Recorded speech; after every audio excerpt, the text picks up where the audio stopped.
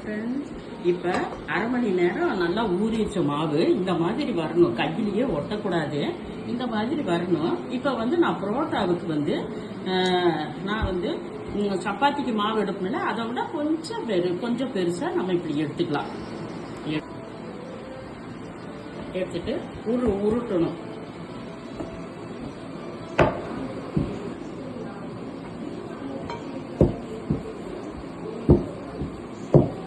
சப்பாத்தி இப்படி கண்ணில் ஒட்டக்கூடாது. சப்பாத்தி கட்டைக்கு நல்லா ஊட்டிக்கணும்.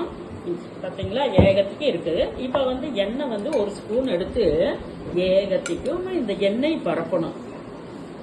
இது எப்பவுமே சப்பாத்தி, பூரி, உப்புமா, இட்லி இதே போலதான் நம்ம சாப்பிட்டுட்டு இருக்கிறோம். இந்த புரோட்டா நம்ம புரோட்டா வேணும்னா எப்போ கடையில் போய் வாங்கிக்குவோம். இப்படி நம்ம கடையில் வாங்காத நம்ம வீட்லயே இந்த மாதிரி செஞ்சு குழந்தைகளுக்கு கொடுத்தோம்னா நல்லா விரும்பி சாப்பிடுவாங்க.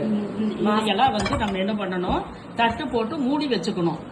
மூடி வச்சோம்னா இது எண்ணெய் பிரியும். எண்ணெய் அரை மணி நேரம் இப்படியே ஊற வைக்கணும். ஊற வச்சு இப்படி மூடி போட்டு வச்சுக்கணும்.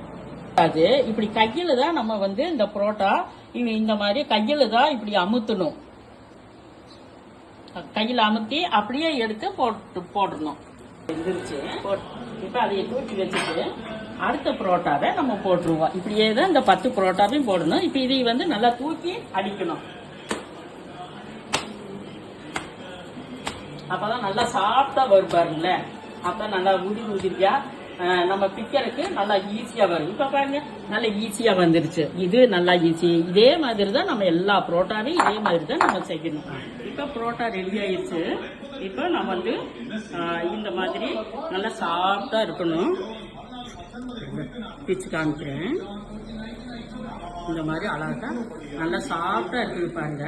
இது நம்ம சாப்பிட்றதுக்கும் இந்த பச்சை பட்டாணி சுண்டல் குழம்புக்கும் சூப்பரா இருக்கும்.